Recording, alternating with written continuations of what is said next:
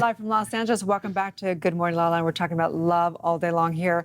We're talking about tough love and a bunch of stuff. So we have Robert Kandell in the house. He is the author of Unhidden, correct? Unhidden, a book for men and those confused by them. So that's everybody. So it confused me too. So tell us a little bit about the book. The book is a pragmatic guide for men and women in today's changing time to relate better, to understand what's happening in dynamics. Yeah, I mean, this is exactly what we're talking at the beginning. Like everything's changing so much. Dynamically. So tell us, give us a scoop. We want to know how it's working out. To make a very long story short, if you think about the patriarchy's been around for 6,000 years, depending on which historian you talk to. But what we're seeing is dynamic changes in the last 50.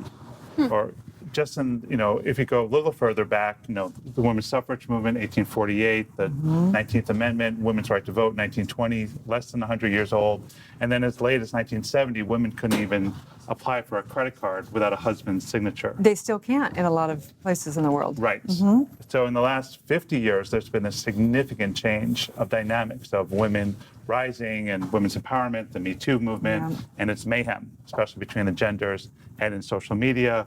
Things just get crazy. The dating app, we were talking about earlier how there's all these terms now, ghosting, and there's bird boxing, which means that you, what was it again? Like I can't keep track. It'll change tomorrow. I mean, it's fine. all these different terms and everyone, anything goes.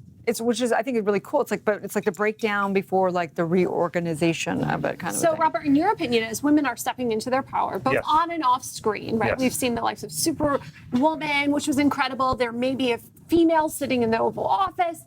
How can we support men during this? Well, the most important thing is just to acknowledge two things, that things are changing, and two, men are horrible talking about their feelings.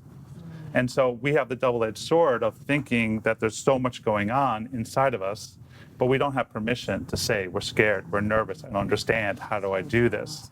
And in that silence, that's where the chasm between the genders. So women stepping up and saying, I want to know your inner world. I want to be your teammate. I want to be your ally for your evolution.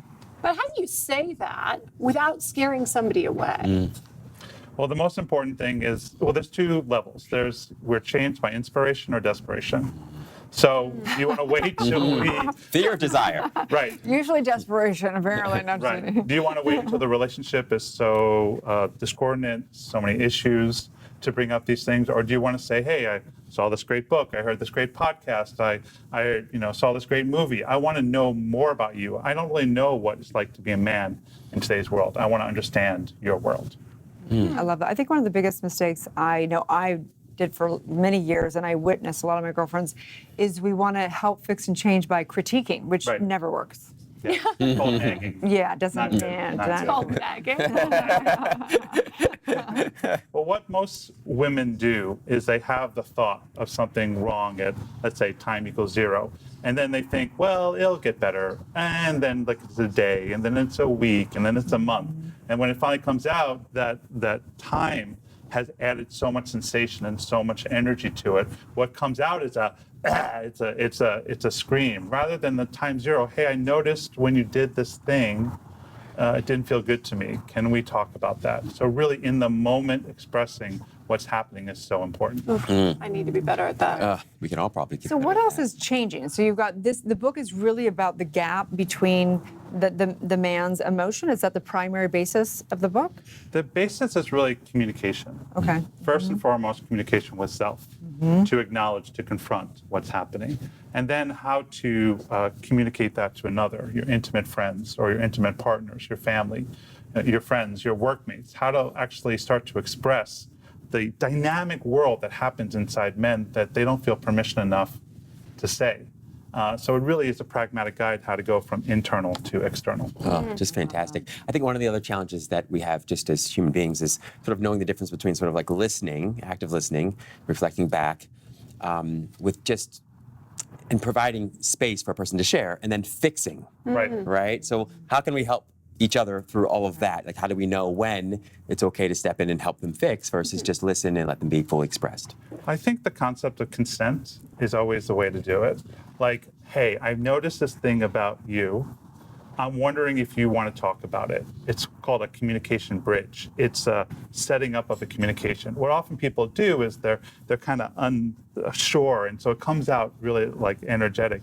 And when you build consent, you invite that person to the conversation rather than just basically vomiting your opinion on them. It can be a tricky thing, I think, because you know, I work with the subconscious mind and triggers from past things. So in relationship, people come with if they haven't done their inner work, you're just literally talking to somebody that just has trauma from the past that is just projecting and reflecting through your relationship. So for me, I'm like, unless people have done their own inner work, like I won't work with couples. I'll only work with the individual. And then there you go. There you go. See? GPS, that internal right? GPS. So Help me out right now.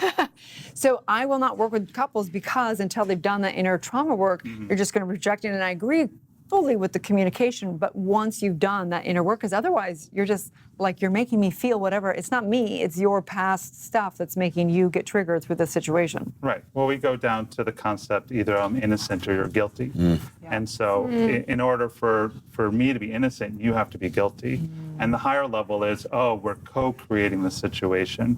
We're co-directors of what's happened to our relationship. So 100%. 100% responsibility on both sides. And men, just the ability to do their own inner work, permission, inspiration. There's such great teachers out there. There's such great information out there.